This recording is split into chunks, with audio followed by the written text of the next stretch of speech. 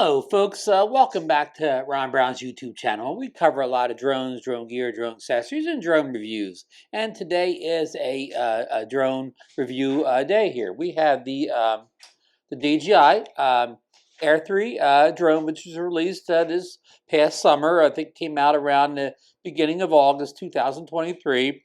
And you'll notice I have the Start RC propeller guard on here. This is one of those drones, you never know from DJI. This drone did not get a propeller guard, even if you ordered the Fly More combo, but yet the Mini 4 Pro, which came out about a month later, did come with a propeller guard.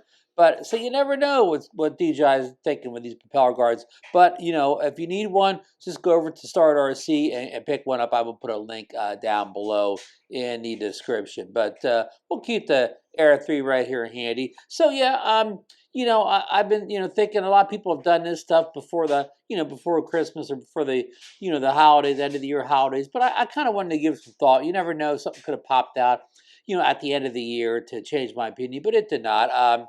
My drone of the year for 2023 is the Air 3, and it was a close race. I mean, the Mini 4 Pro, was the best mini drone yet. Very strong contender. Brought features to the mini series of drones that no other mini drone before has seen. So strong contender. The Mavic 3 Pro brought the 3x tele camera to that drone, that already great drone. So I gave it 3 different cameras: a wide angle, 4/3 camera, and then the 1/3 and the 7x camera, zoom on it. So not zoom, 7x length. So I mean, it really made that drone very versatile. But I'm still going with the Air 3. Let's get right down to brass tacks and whatever. Price is an important thing for many folks out there. So I'm going to give you the price breakdown, and I'm only giving you the base price. This isn't Fly More combos or extras or whatever. This is just what the basic kit that comes with a drone controller, battery, and whatever. Case, and they don't need the come cases, but just the basics and whatever. So if you bought the Mini 4 Pro, that is $759 base kit from DJI. The Air 3 is base kit $1099 from DJI, and if you order the Mavic 3 Pro base kit, that's $21.99. So not a giant jump between the Mini 4 Pro and the Air 3, but between the Air 3 and the the Mavic 3 Pro, I mean, you're almost doubling down. I mean, yeah, you are doubling down. Yeah, it would be $2,200 if you bought 2 of these. So you could buy 2 Air 3s for the cost of one Mavic 3 Pro. So again, that's not saying the Mavic 3 Pro is not worth it. That's just for people who the price point and saving money is their top priority. So and I'm going to argue there, even though you may say, well, I'm going to save basically $300 and change and get the Mini 4 Pro over the Air 3. I want to say the Air 3 offers a lot, $300 worth of value on top of what the Mini 4 Pro does. Just that 3x camera alone probably makes it worth an extra $300 as well as other additional features. So beyond pricing, my biggest reason for choosing the Air 3 over the other drones that came out, and I know the Inspire 3 also came out this year, but I'm kind of only talking kind of affordable consumer drones. I mean, that's not an enterprise drone, but it's definitely a drone that is way out of the league of these things. So I'm really just sticking to affordable consumer camera drones, and we didn't really get anything new from Autel in that category, and there's very few releases.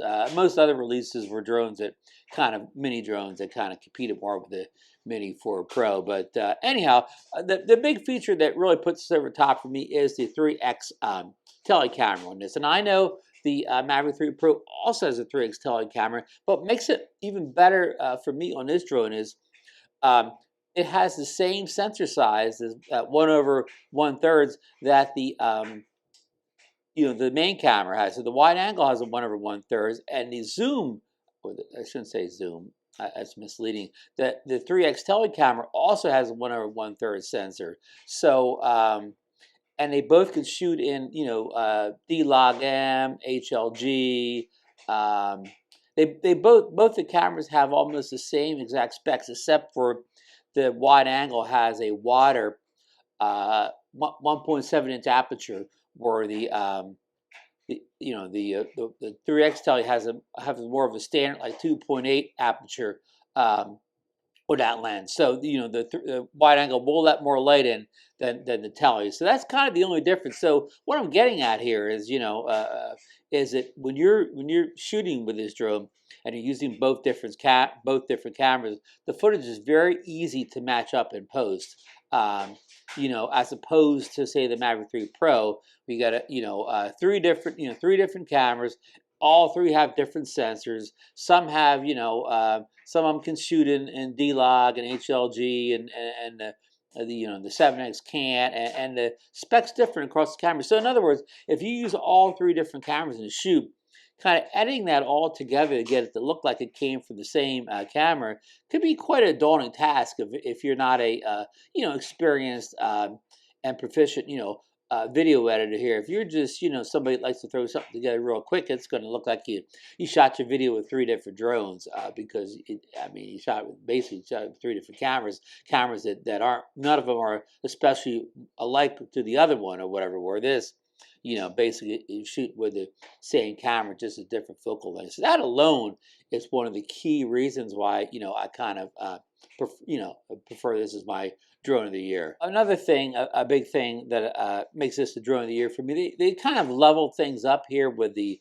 Mavic series. And this now has waypoints, added to it. It has all the latest features, the AR return to home, stuff that the usual waypoint. I said waypoints already. Cruise control. Basically, it has almost all the special capabilities that were held just for the Mavic series have come down to the Air 3. And I've already mentioned D-Log and HDL color profiles, a couple times. So they've kind of leveled up on features. And the Mini 4 is also Mini 4 Pro has also received a lot of features that used to be reserved for the Mavic series. So that really brings it on par. Plus, this drone, it flies. To me, it flies even better than the Mavic series. It's a little bit faster, especially in the ascend. The ascend and descend. But it's just faster. Has a little bit better battery life. Just a couple minutes, not a big deal. But yeah, and it has night mode. Like the was kind of was held back for the Mavic series for a while. So I really enjoy flying this more. Than even, and that's why I was saying the Mavic still doesn't fly great, but this is even a little bit better. And of course, the Air series also inherited the kind of the omnidirectional optical avoidance sensors. So it has two fisheye. Get this lens cover up. Has the two fisheye sensors in the front, and in the back as well, and they're blocked up by the thing. Let me take this off here. Have the the kind of fisheye sensors in the back as well, as the front. And that gives you kind of a 360 omnidirectional optical avoidance, just like the Mavic 3 series of drones also. So that is that's really great. And also it has all the sensors on the bottom, optical avoidance. It has the night light that comes on the landing, the optical flow things. Okay, so when this drone came out, people have been kind of waiting for a new Air drone for a while. The Air 2S was, came out in 2021 now. So it was almost, this drone was almost came 2 years later after that. So people were looking for an update to the Air drone. And Air 2S, it was a tough file because that's a lot of people's favorite drone of all time. It has a 1-inch sensor. The first non-Mavic to have a 1-inch sensor, or Phantom, for the first small foldable drone, compact drone, to have a 1-inch sensor. So it had a great camera. It flew great. In many ways, it was, a better drone than the Mavic 2 Pro, which was the flagship drone at the time the Air 2S was released. So with all that pent up frustration waiting for an Air, a sequel to the Air 2S, and the Air 3 arrives, one of the big disappointments out of the box was that did not have the 1-inch sensor of the Air 2S. It had this 1/1/3 size sensor, which is a little bit smaller than 1-inch sensor. And here's an argument that I don't think it still has ever been cleared up because DJI doesn't release the specs.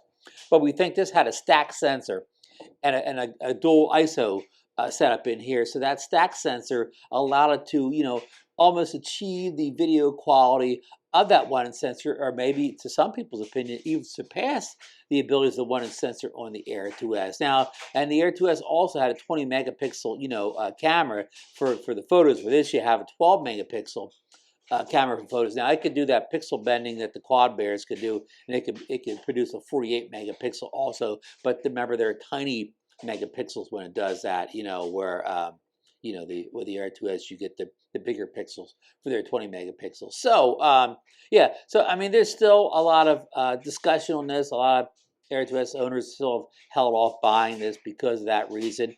And I'm not saying they're right, wrong, or whatever. Everybody's entitled to their own opinion, and I'm just saying, take a look at the video coming out of the Air through yourself, and see if you think it's lacking anything in quality or whatever.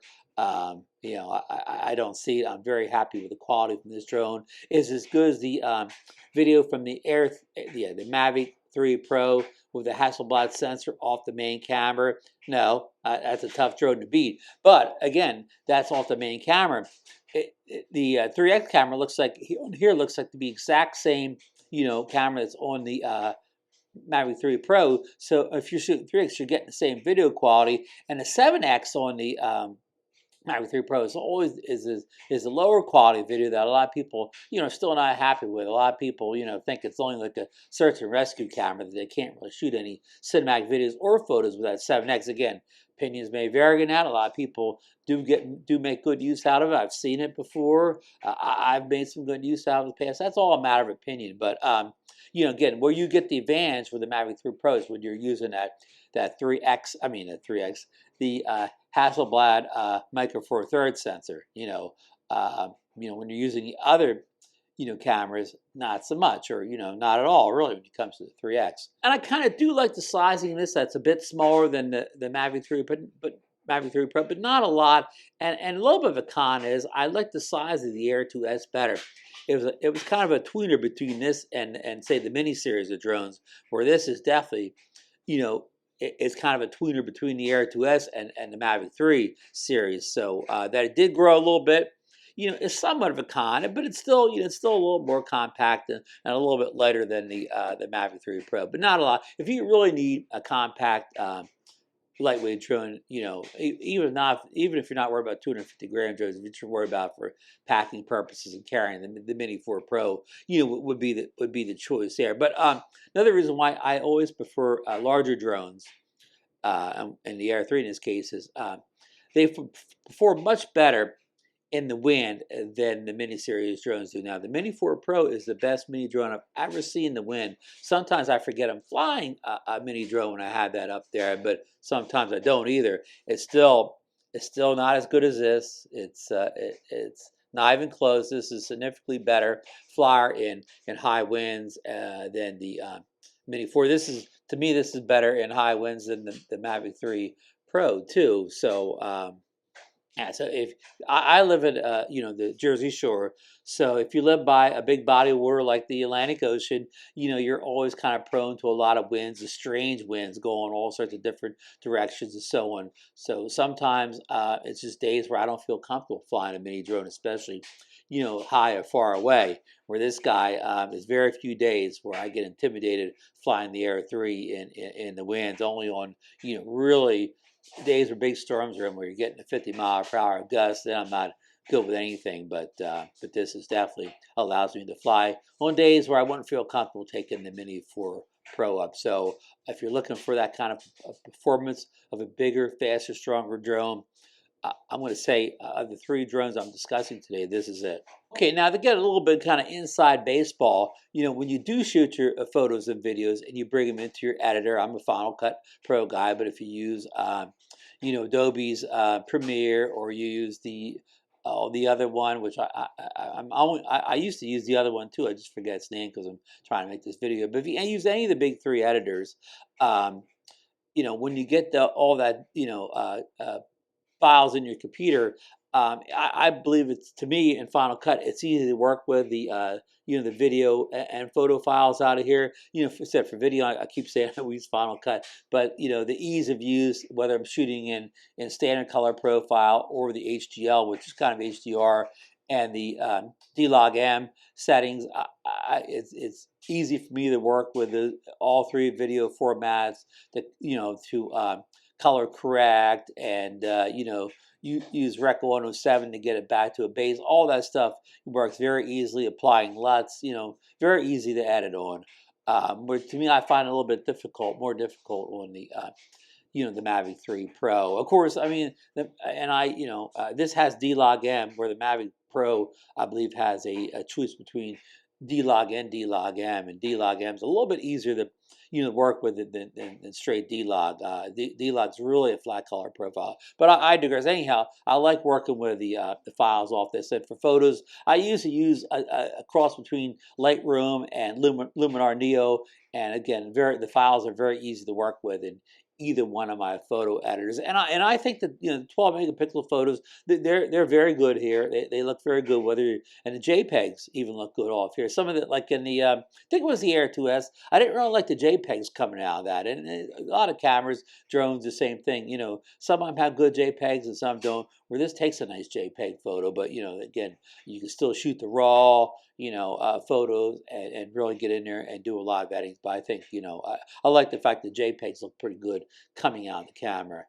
Battery life. I briefly talked about battery life, but this gets, I think it says it gets like 47 minutes of battery life, but you comfortably get 30 minutes plus battery life, even flying in mixed weather conditions, some wind and some conditions like that, some cold or whatever. I always get at least 30 minutes, maybe even better if it's summer on a relatively warm day where the batteries aren't drained because of the cold, and there's very little wind or whatever. But so I'm very happy with flight time. Usually I'm not somebody, usually I go up with a mission. I'm usually trying to accomplish something, like I got something in my mind, where I'm trying to shoot this, get this location. So many times, I don't even, I'll shoot several different locations on one battery.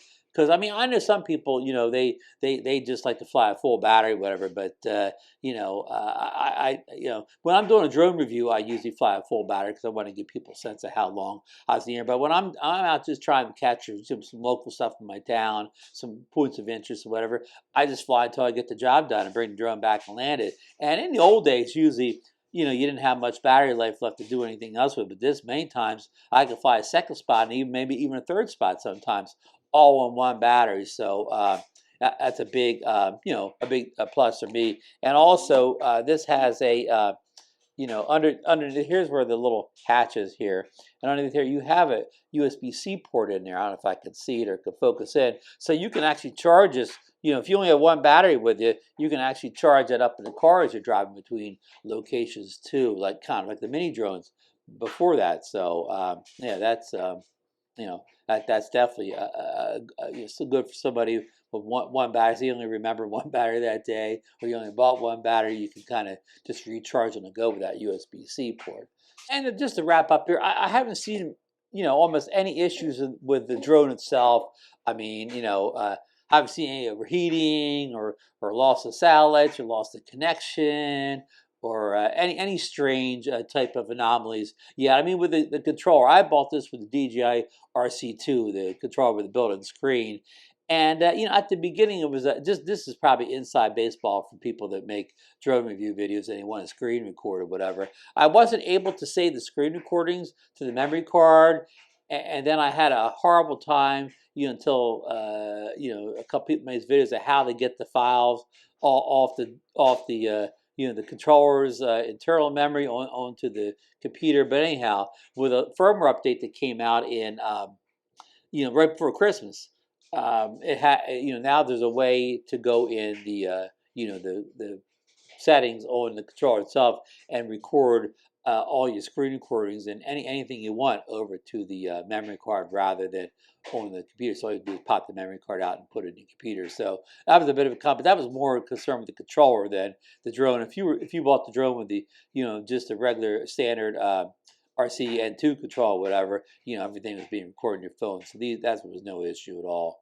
One last thing, like that, I spoke briefly about that big firmware update the drone received right before Christmas. And one of the things that app brought was the 360 tracking ability that was previously only on the Mini 4 Pro. And not only did that bring that to this drone, but also brought the a new thing called Auto Track, which also came to the Mini 4 Pro, where you could open the tracking up, go to Auto Track, draw a box around yourself, and the drone would track you while and it would track you, and it would use different type of flight patterns, like a helix. I've seen the one to use a helix a lot when it was tracking me, and I saw it doing like I guess a circle, so it would pick the modes it wanted to track you in. Now I thought it worked really well. Now I did it on an open beach or whatever, so I wasn't dealing with it dodging trees or any obstacle avoidance. A couple of people have crashed it using its auto track mode, but I think most of those people were on a motorized, or something, wheel, a bike, a skateboard, something, with wheels and moving along. I don't think so far. I don't think it's met to track, we'll say, things, objects on wheels or whatever.